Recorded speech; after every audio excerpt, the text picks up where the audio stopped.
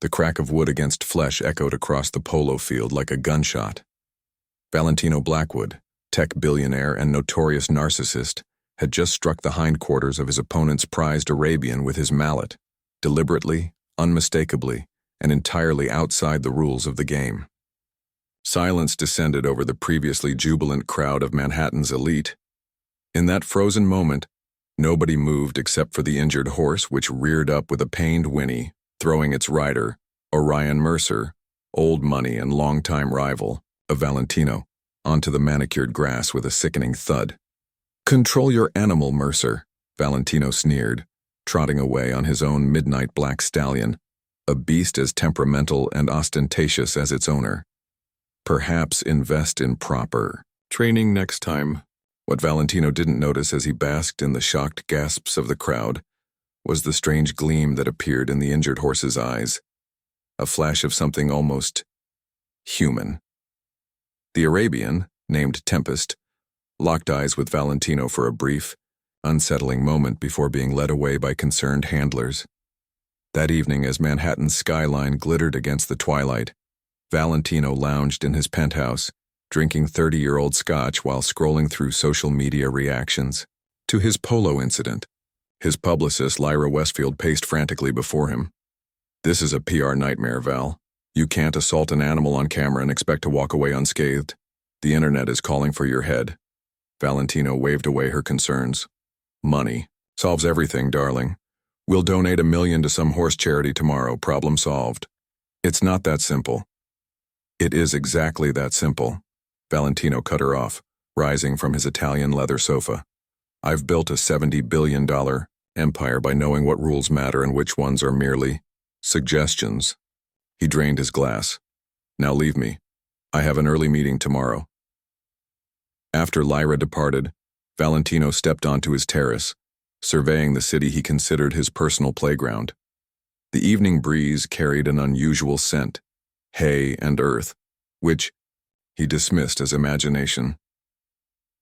That night, Valentino dreamed of running across endless fields, his body powerful and sleek, hooves pounding the earth.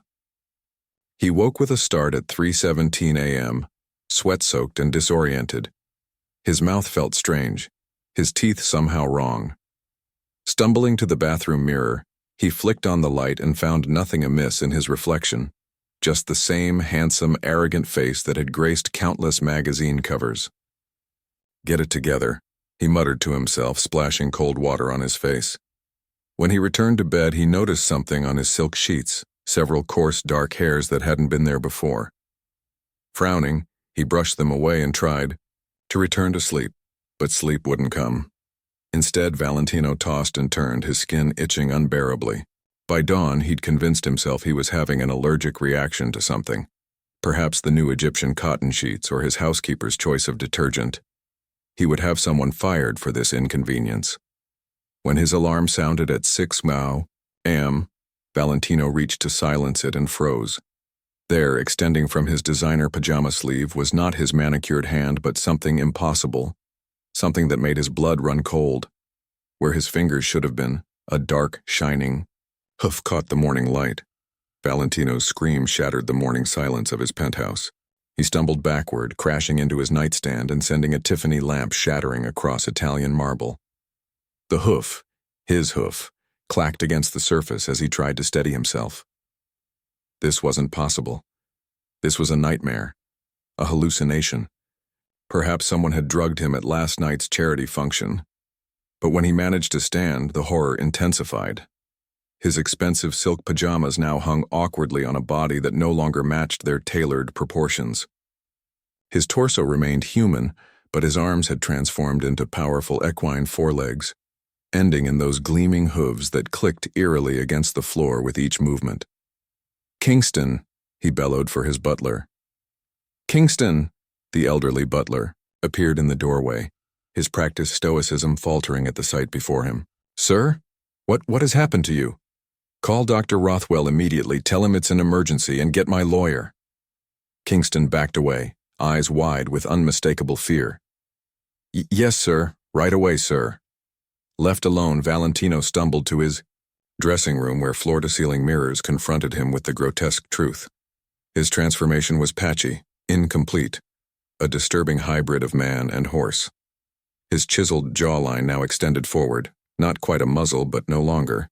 Human, dark hair, no, not hair, a coarse black mane, had sprouted along his neck, continuing down his spine. The private elevator chimed an hour later. Dr. Rothwell, Valentino's personal physician who had signed countless NDAs and handled everything, from cocaine overdoses to experimental cosmetic procedures, entered the bedroom with his medical bag. He stopped cold, the blood draining from his face. My God, Valentino. What happened? Fix it, Valentino demanded, his voice distorted by his transforming vocal cords. Whatever it costs. Fix it now. The doctor approached cautiously, examining Valentino with trembling hands. This isn't medically possible. These are actual biological changes, not cosmetic.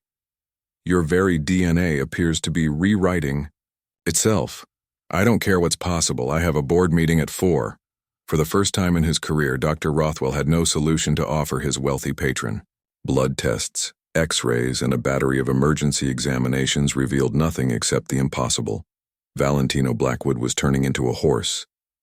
By midday, the transformation had accelerated. Valentino could no longer stand upright. His spine had realigned, forcing him onto all fours where his back legs had also begun to change.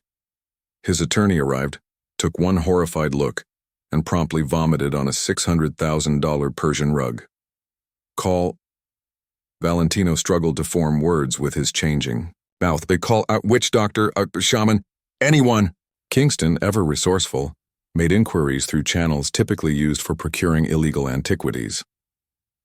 By sunset, a woman named Isolde Nightshade arrived at the penthouse elevator. She wore no crystal necklaces or flowing robes, just practical jeans and a weathered leather jacket. Her eyes, however, held wisdom far beyond her apparent 30 years. So, she said calmly, observing Valentino's grotesque half-transformation without flinching. You struck Tempest with a stick. Valentino's equine ears flattened against his skull. You know? Tempest isn't just any horse, Mr. Blackwood. She's the last descendant of ancient equine spirits once worshipped throughout Mongolia. Her owner, Mr. Mercer, is her guardian, not her master. Valentino tried to laugh, but it came out as a disturbing whinny. You expect me to believe? I expect nothing from you, Isolde interrupted. But if you want my help reversing this curse, you'll need to do exactly as I say. Dawn broke over the sprawling estate of Orion Mercer in the Connecticut countryside. A bizarre caravan arrived at the private gates, a customized horse trailer with blackened windows, followed by a luxury SUV. Kingston had managed to transport his master from Manhattan with utmost secrecy, guided by Isolde's instructions. Inside the trailer, Valentino, now almost completely transformed except for his human eyes and fragments of consciousness, pawed anxiously at the padded floor. His mind remained intact, a cruel joke of the curse that left him fully aware of his circumstances while trapped in an animal body. Isolde approached the gates where Mercer himself waited, arms crossed. Their relationship was clearly established. From shared glances, this was not their first encounter. He struck Tempest, Mercer said simply. He deserves his fate. The balance requires resolution, Isolde replied. You know the old ways. Mercer's jaw tightened. Tempest still limps, her pain isn't healed, and his punishment isn't complete. Isolde nodded. But it must follow the proper path. With reluctance, Mercer opened the gates. The procession moved toward the stable complex, a structure more elegant than most human homes with climate control and teak finishings. In the largest stall, attended by 2 somber grooms, stood Tempest. The Arabian mare's intelligent eyes followed the newcomers, focusing particularly on the trailer. When Valentino was led out, his coat gleaming black in the morning light, Tempest whinnied, a sound that seemed almost like laughter to the humans present. Valentino, despite his transformation, recognized the horse he had struck. A primal fear surged through his equine body, causing him to rear back against the lead rope Kingston struggled to hold. He recognizes her. Isolde observed. Good, the connection remains. What exactly is your plan? Mercer asked, keeping a respectful distance from Valentino. The curse must be completed before it can be broken, Isolde explained. Valentino Blackwood must understand, truly understand, what it means to be the creature he abused. He must serve as Tempest serves, feel as she feels, know her pain and her joy. Mercer's expression darkened. You want me to keep him? House him? Feed him? For 7 days and 7 nights, Isolde confirmed. He must live as a horse among horses. Only then can the transformation be reversed, if he proves worthy. Valentino's human eyes widened in his horse face. 7 days as an animal? Impossible. His company would collapse. His absence would create rumors. His enemies would move against his interests. But he had no choice, no voice to protest with. The next 72 hours were a hellish education for Valentino Blackwood. He was groomed, not gently as he had once enjoyed at exclusive spas, but thoroughly and functionally. He was fed hay and oats instead of Michelin-starred cuisine. The grooms spoke around him as if he weren't there, or worse, spoke to him in the sing-song voice humans reserve for beloved pets. Most humiliating were the daily exercises. Mercer insisted that all his horses maintain precise routines, and Valentino was no exception. He was led to the training circle, lunged on a line until his sides heaved with exertion. When he refused to obey commands, he received not the crack of a whip but something far worse, the withdrawal of food and water until compliance was achieved. At night, Valentino stood in his stall, unable to lie comfortably on the unfamiliar bedding, listening to the breathing of nearby horses. His human mind, still active beneath his equine exterior, cycled through rage, bargaining, and finally, as exhaustion overtook him, something unexpected: reflection. For the first time in decades, Valentino Blackwood had no distractions, no screens, no calls, no assistants, no admirers, just silence and the company of creatures he had never bothered to understand. On the 4th day, something changed. When the morning grooms arrived with fresh water, Valentino didn't attempt to bite them, as he had the previous days. When Tempest was led past his stall for her morning exercise, he didn't shrink back in fear but watched with newfound interest how gracefully she moved, despite her lingering injury, the injury he had caused. On the 5th day, Mercer himself appeared, at Valentino's stall, studying him with calculated interest. The man wore riding clothes, polished boots gleaming in the filtered sunlight streaming through stable windows. Isolde tells me you're showing progress, Mercer said, voice level. I remain skeptical. Valentino stared back, unable to respond, but comprehending every word. The past days had been transformative in ways beyond the physical. Without constant distractions, his mind had begun processing emotions long suppressed: shame, regret, and most surprisingly, empathy. Today you'll earn your keep, Mercer continued, gesturing to a groom who approached with saddle and bridle. I ride all my horses. No exceptions. Panic surged through Valentino. Being ridden, having a bit in his mouth, a human on his back? Impossible. He retreated to the back of his stall, ears flattened. Mercer simply waited, patient as only someone accustomed to handling skittish thoroughbreds could be. Your choice, Blackwood. Cooperate or remain a horse forever. Isolde was clear. The complete experience is required for transformation. The saddling process was profoundly humiliating. The weight of the leather, the tightening of straps, the cold metal bit, each sensation reinforced Valentino's powerlessness. When Mercer mounted, the pressure on his back was both alien and uncomfortably intimate. Walk on, Mercer commanded, applying gentle pressure with his heels. At first, Valentino refused, standing stubbornly still. A quick, sharp tap of Mercer's riding crop, nowhere near as harsh as Valentino's own blow had been against Tempest, but startling nonetheless, motivated movement. Soon they were walking the perimeter of Mercer's private arena, then trotting, then cantering. To Valentino's astonishment, a strange harmony developed. His body seemed to know instinctively how to respond to Mercer's subtle cues. There was communication, happening, wordless but clear. For brief moments he forgot his human identity entirely, surrendering to the pure physical joy of running. The sixth day brought an unexpected development. As Kingston arrived for his daily visit to check on his employer's condition, Tempest was being walked from her stall for treatment. The mare suddenly pulled free from her handler, approaching Valentino directly. The stable hands froze, unsure whether to intervene. Kingston stepped back, eyes wide. Everyone expected aggression, a justified retribution from the injured party.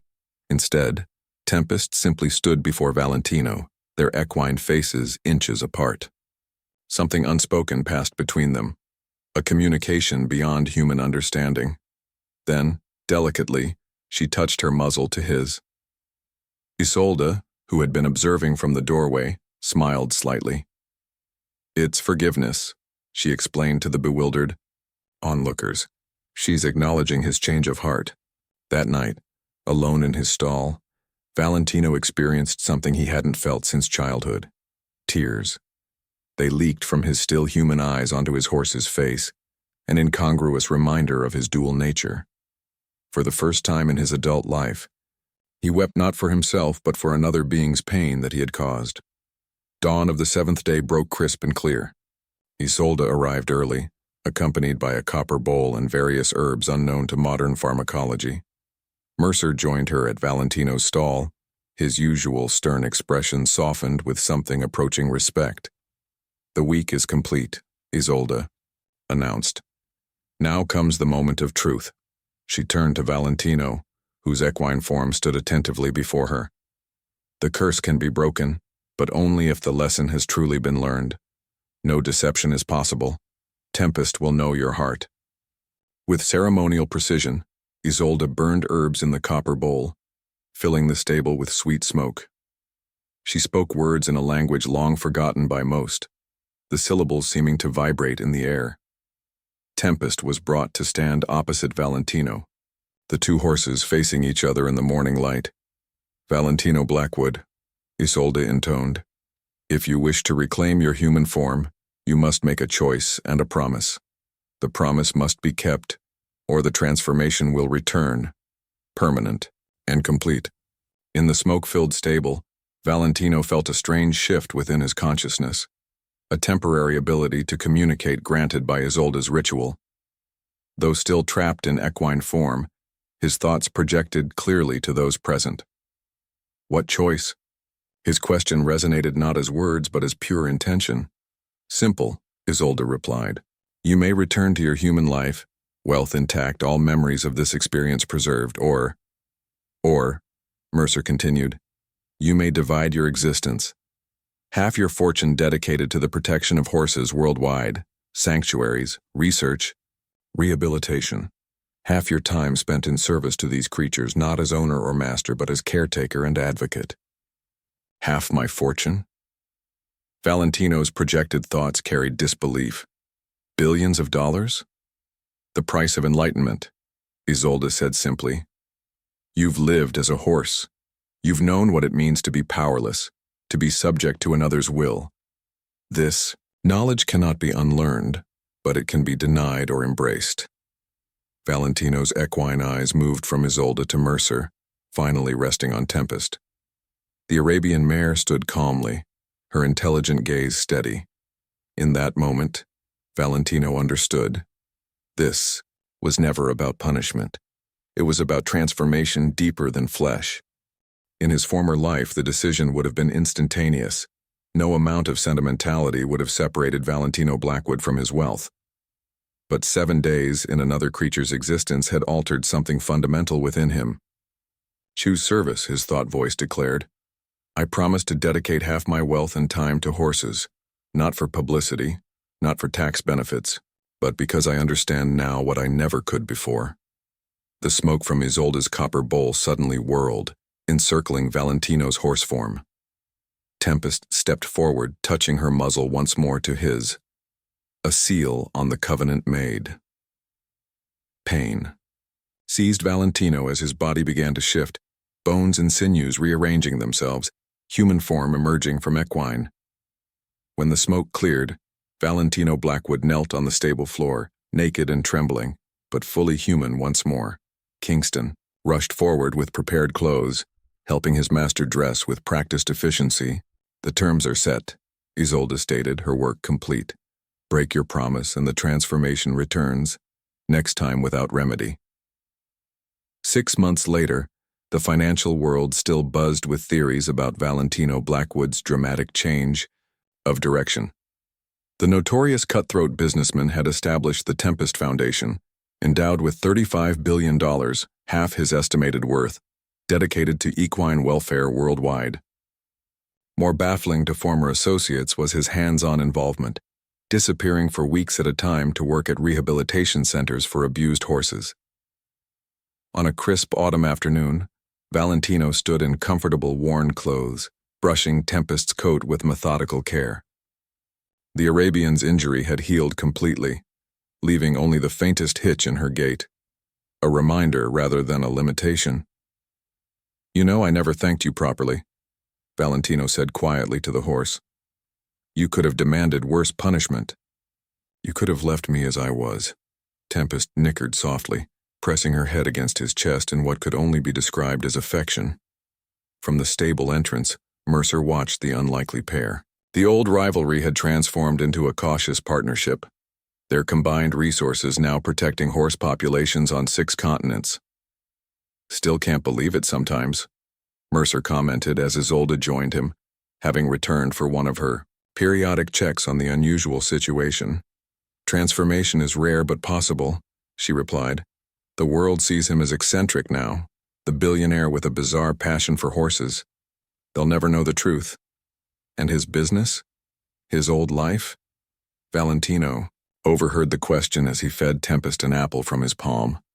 "Still there, still profitable," he answered, "but different priorities now. Turns out you can make money without destroying everything in your path." Later that evening, as sunset painted the Connecticut hills in amber and gold, Valentino rode Tempest across Mercer's fields, not as master and beast but as companions sharing the silent joy of movement. In his pocket was a confirmation email about the purchase of 10,000 acres in Wyoming, future home to the largest wild horse sanctuary in North America. As Tempest crested a hill overlooking a valley where other rescued horses grazed peacefully, Valentino felt the familiar prickle along his fingers, a sensation that returned occasionally, a gentle reminder of his promise. Looking down, he saw not hooves but human hands holding leather reins, hands that now built rather than destroyed, protected rather than harmed. The millionaire who had struck a horse's backside with a stick had indeed vanished. In his place rode a man who understood the true worth of things, none of which could be measured in dollars or stock options, but in moments of connection and purpose that no fortune could buy. Tempest, sensing his thoughts as she somehow always did, broke into a gallop across the open field. Valentino laughed freely, the sound carrying on the wind, the unbridled joy of a man who had lost everything only to gain something far more valuable, a soul.